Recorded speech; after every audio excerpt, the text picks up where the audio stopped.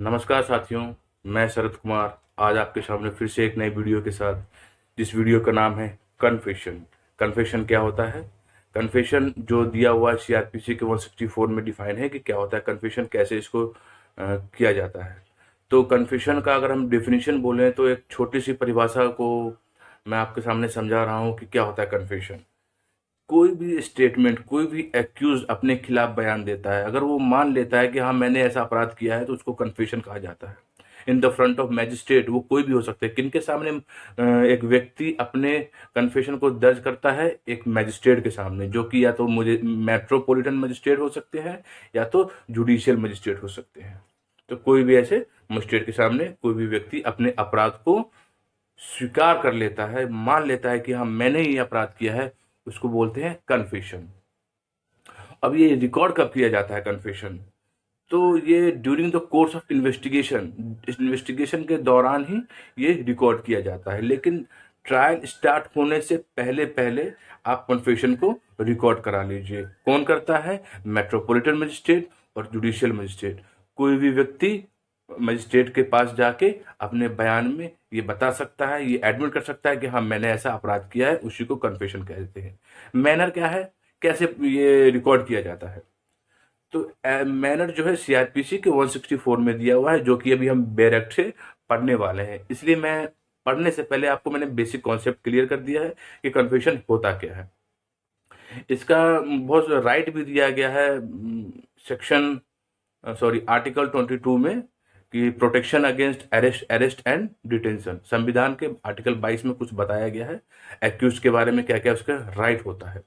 तो चलिए अब हम सबसे पहले देखते हैं कि इसकी रिलेवेंसी क्या होती है, मतलब कि क्या ये सब्सटेंसिव पीस ऑफ एविडेंस माना जाता है। जैसे कि पुलिस स्टेटमेंट जो हमने 161 में दिया था, सीआरपीसी के सेक्शन 161 में जो पुलिस स्टेटमेंट रिकॉर्ड की जाती है, उसका एविडेंसरी वैल्यू नहीं माना जाता है। लेकिन अगर हमने कोई भी व्यक्ति अगर 164 में अपना बयान दर्ज करता है, मजिस्ट्रेट के सामने कन्फेस करता है, तो उसको सब्सटेंसिव पीस ऑफ एविडेंस माना जाता है। बहुत ही महत्वपूर्ण डॉक्यूमेंट है वो। उसके बेस पे कितनी सजा हो चुकी है। तो इसके बारे में थोड़ा सा बेसिक पढ़ते हैं कि कब इसको एडमिशन के एडमिट रेलिवेंट माना जाएगा, कब इसको रेलिवेंट माना जाएगा, कब इसको इरेलीवेंट माना जाएगा। किस दौरान आप कन्फेशन लेते हैं तो इसको वैलिड माना जाएगा, कब इसको अनवैलिड माना जाएगा, जिसको हम रेलिवेंसी और इरेलीवेंसी से कंपेयर करते हैं। जैसे कि सेक्शन 24 से लेके सेक्शन 30 तक ये बताया गया है कि किस हाल में कन्फेशन जो है एडमिसिबल माना जाएगा, रेलिवेंट माना जाएगा। जैसे कि section 24 of Indian evidence act बताया है कि कोई भी कन्फेशन अगर आपने थ्रेट, प्रॉमिस, किसी डराव में डरा धमका के किया है, तो उसकी जो वैल्यू है वो नहीं है, इररिलेवेंट मानी जाती है। वैसे ही 25 में कहा गया है कि आप पुलिस के सामने कोई भी बयान देते हैं तो वो भी नहीं मान्य है हमारे ट्रायल प्रोसीडिंग में, उसकी वैल्यू नहीं है, एज एविडेंस उसकी वैल्यू नहीं है। ऐसे फिर आते हैं 26 में, section 26 of Indian evidence act. उसमें भी ये कहा गया है कि अगर कोई भी व्यक्ति पुलिस की कस्टडी में अगर बयान देता है तो उसकी एविडेंसरी वैल्यू नहीं मानी जाती है। लेकिन 26 में ये भी बताया गया है कि अगर वो सेम स्टेटमेंट जो पुलिस के सामने दिया गया है, अगर वो मजिस्ट्रेट के पास जाके सेम टू सेम अगर उसका बयान हो जाता है, तो फिर उस केस में उसकी रिलीवेंसी मानी जाती है। ऐसे ही सेक्शन 28 में ये बताया गया है कि कोई भी कन्फेशन अगर उसमें थ्रेट नहीं हो, प्रॉमिस नहीं हो, वॉलंटरी हो, तो उसको फिर रिलेवेंट माना जाता है। तो आशा करता हूँ कि थोड़ा बहुत बेसिक चीज़ें समझ में आया होगा। अब हम बेल एक्ट के प्रोविजन को देखते हैं, समझते हैं। तब तक के लिए बने रहिए। 164 के सब सेक्शन 1 में बताया है कि कोई भी जुडिशियल मैजिस्ट्रेट, सॉरी आप जो है बेल ओपन कर लीजिए, उससे सेक्शन टू सेक्शन वाइज पढ़ा रहे हैं तो चीज़ें समझ में ज़्यादा आएगी। ठीक है, तो पहले 164 के फर्स्ट में यह है कि कोई भी जुडिशियल मैजिस्ट्रेट, कोई भी मेट्रोपॉलिटन मजिस्ट्रेट किसी भी व्यक्ति का, एक्यूज्ड का कन्फेशन रिकॉर्ड कर सकता है during the course of investigation but not afterward. Investigation के दौरान ही, इन्वेस्टिगेशन जो होती है वो एक नॉन जुडिशियल माना जाता है। तो जुडिशियल इन्वेस्टिगेशन के दौरान ही आप कन्फेशन को रिकॉर्ड कर सकते हैं, और ट्रायल प्रोसीड होने से पहले, जो ट्रायल का फंक्शन होता है, जब जहां से वो ट्रायल स्टार्ट होता है उससे पहले पहले ये रिकॉर्ड किया जाता है। ये सब सेक्शन 1 में डिफाइन किया। एक 2008 में अमेंडमेंट आया था जिसमें ये बताया गया था, इसके प्रोवाइडेड में दिया है, वन के आफ्टर वन एक प्रोवाइडेड दिया गया है कि कोई भी अगर कन्फेशन होता है तो इसमें made out any confession statement made out section may be, मतलब ये कहा गया कि मे बी मतलब मैंडेटरी नहीं है, लेकिन ऐसा हो सकता है कि कोई भी जो confession in the presence of sorry magistrate के सामने कोई भी जो कन्फेशन होता है उसको जो है ऑडियो और वीडियोग्राफ किया जा सकता है। ये अमेंडमेंट आया था 2008 से, लेकिन इसको मैंडेटरी नहीं कहा गया है, ऐसा हो सकता है मे कहा गया है, शैल नहीं कहा गया है।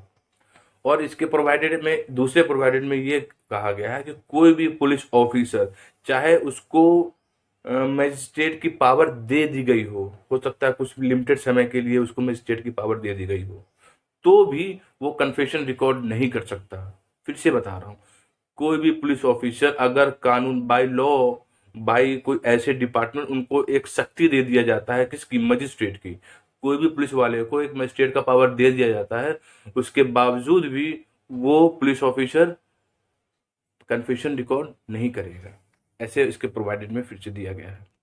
अब इसके क्लॉज 2 में दिया गया है कि जो भी मजिस्ट्रेट है, जो भी कन्फेशन रिकॉर्ड कर रहे हैं, वो पर्सन को एक्सप्लेन करेंगे, बताएंगे, एक्यूज को बताएंगे कि आप जो है कन्फेशन देने के लिए बाध्य नहीं है, आपको कोई फोर्स नहीं किया जा सकता है, आपकी इच्छा है, आप चाहें तो कन्फेस कर सकते हैं, चाहे तो कन्फेस नहीं कर सकते हैं, कोई जोर जबरदस्ती नहीं है। ये जो है मजिस्ट्रेट एक्यूज को बताएंगे कि आप बाउंड नहीं है मजिस्ट्रेट कन्फेशन देने के लिए। And magistrate shall not record any confession unless the question, और मजिस्ट्रेट तब तक कन्फेशन को रिकॉर्ड नहीं करेंगे जब तक उनको ये विश्वास ना हो कि भैया ये जो दे रहे हैं एक्यूज, जो कन्फेस कर रहे हैं, वो वॉलंटरी ना हो, अपनी इच्छा से ना हो।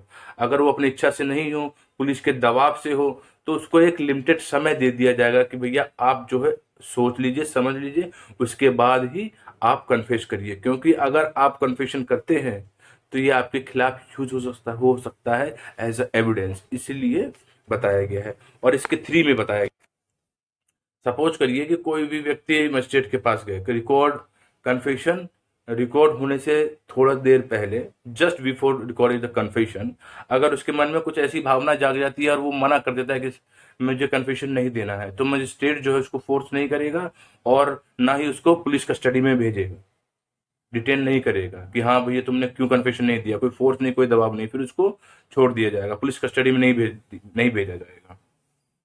और इसके 4 में दिया हुआ है 164 के 4 कि कोई भी कन्फेशन अगर रिकॉर्ड हो रही है तो एक प्रोसीजर दिया गया सीआरपीसी के 281 में, उसके हिसाब से होगा। उसमें माइनर चीजें दिया गया है, अगले वाले वीडियो में हम बताएंगे। एक प्रोसेस दिया गया है कि कैसे कन्फेशन को रिकॉर्ड किया जाता है। तो जैसे ही 281 सीआरपीसी में जो डिफाइन है, उसमें ये डिफाइन है कि लैंग्वेज ऑफ द कोर्ट होना चाहिए, कोई भी कन्फेशन जो होना चाहिए वो कोर्ट की लैंग्वेज में होना चाहिए, है ना। उसको सुनाया, जैसे कि कोई भी कन्फेशन उसको सुनाया जाता है तो लैंग्वेज ऑफ द कोर्ट में उसको सुनाया जाए। कोई भी व्यक्ति फिर अगर कन्फेशन देता है तो उसको रीड ओवर करके उसको बताया जाएगा कि क्या क्या मतलब आपने इसमें लिखा है, और उससे साइन कराया जाएगा। किस व्यक्ति से, एक्यूज व्यक्ति से साइन कराया जाएगा।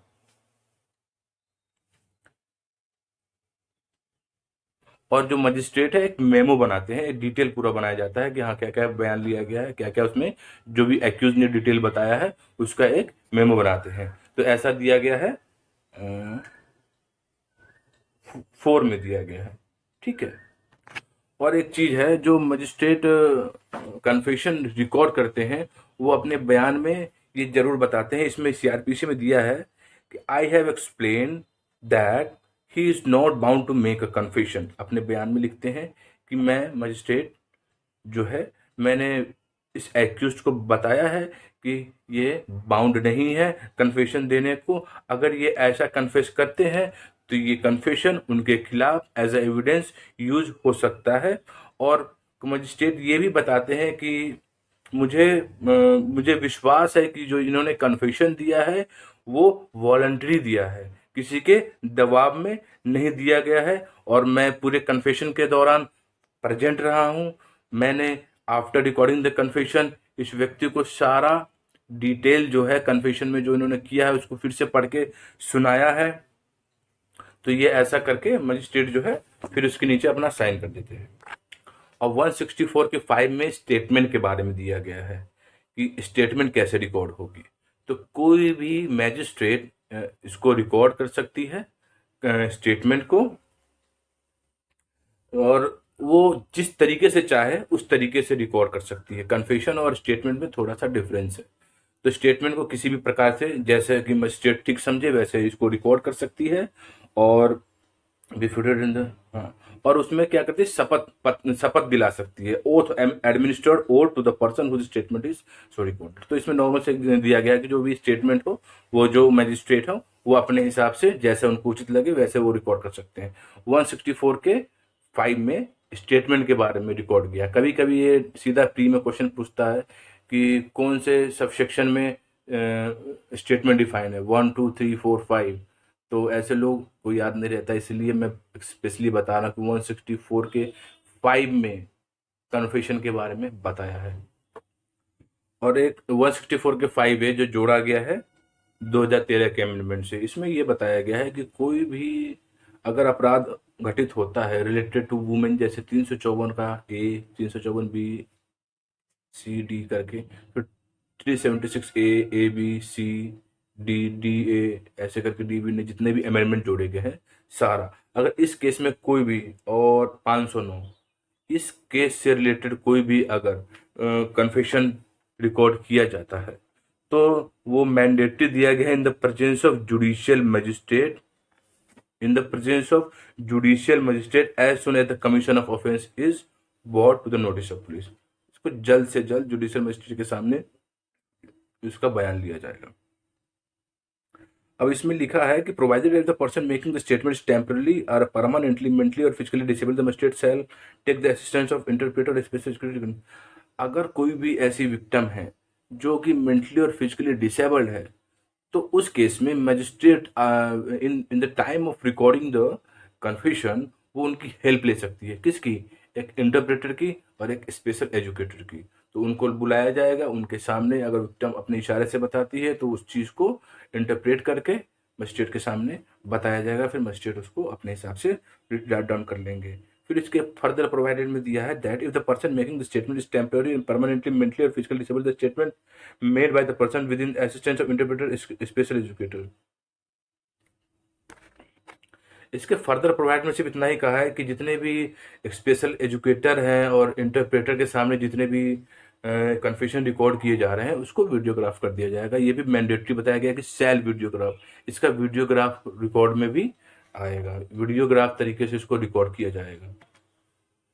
5A के बी में बताया है कि statement recorded under sub clause A of a person who is temporarily or permanently mentally physically disabled shall be considered a statement in the life of examination in chief। तो ऐसा जितने भी statement record होगा उसको examination in chief माना जाएगा। ठीक है, तो उसको जैसे इंडियन एविडेंस एक्ट के 137 में दिया हुआ एग्जामिनेशन इन चीफ, तो उसको एग्जामिनेशन इन चीफ माना जाएगा और उसको बाद में क्रॉस एग्जामिनेशन किया जा सकता है। इतना ही लिखा हुआ है। और लास्ट में इसके 6 में दिया गया है 164 के 6 में द मजिस्ट्रेट रिकॉर्डिंग कन्फेशन और statement this section shall be forward to the magistrate to whom. हाँ, जैसे कि हमने इसमें बताया कि सपोज करिए कि जो कन्फेशन रिकॉर्ड करते हैं मे भी उनके जुरिडिक्शन आता भी हो या ना आता हो, वेदर जुरिडिक्शन और नॉट, जुरिडिक्शन हो भी सकता है और ना भी हो सकता है। इन दोनों केस में अगर उनके अंदर जुरिडिक्शन नहीं है तो आफ्टर रिकॉर्डिंग द कन्फेशन वो फॉरवर्ड कर देंगे उस मजिस्ट्रेट के पास जिसके पास जुरिडिक्शन है फर्दर प्रोसीड के लिए। तो बस इतना ही। 164 हो सकता है कि कुछ चीज़ें आपको समझ में ना आई हो, तो मैं कोशिश करूँगा आने वाली वीडियो में और अच्छे से समझाऊँ। फिलहाल मैंने बेसिक चीज़ें सारी बातें बताई हैं, और थोड़ा सा आप रीड करिए, उसके बाद वीडियो देखिए, फिर वीडियो देखिए, फिर रीड करिए, तो 100% समझ में आ जाएगा। थोड़ा लॉ का जो कॉन्सेप्ट है थोड़ा सा डिफरेंट होता है, एक आम लैंग्वेज से थोड़ा डिफरेंट होता है, लेकिन जब चीज़ें आप इस पर फोकस करते हैं, रीड करते हैं बार बार, तो उसको एक बार जब आपके दिमाग में इंस्टॉल हो गया तो फिर इसको अनइंस्टॉल करना बहुत मुश्किल हो जाता है। तो बने रहिए हमारे साथ। आशा करते हैं कि वीडियो आपको अच्छा लग रहा होगा। ऐसे ही हम लोग फर्दर और भी, अभी इस समय हम लोग चैप्टर 12 के बारे में पढ़ रहे हैं, सेक्शन जो कि 154 से 176 तक है। इसको कंप्लीट करने के बाद फिर हम लोग दूसरे चैप्टर में चलेंगे। आने वाले समय में मैं आईपीसी पे भी वीडियो बनाऊंगा, इंडियन एविडेंस एक्ट पे भी, कॉन्स्टिट्यूशन ऑफ इंडिया पे भी, और बहुत सारे मेजर्स लॉ पे अभी मैंने शुरुआत करी है। तो बने रहने के लिए धन्यवाद। जय हिंद, जय भारत।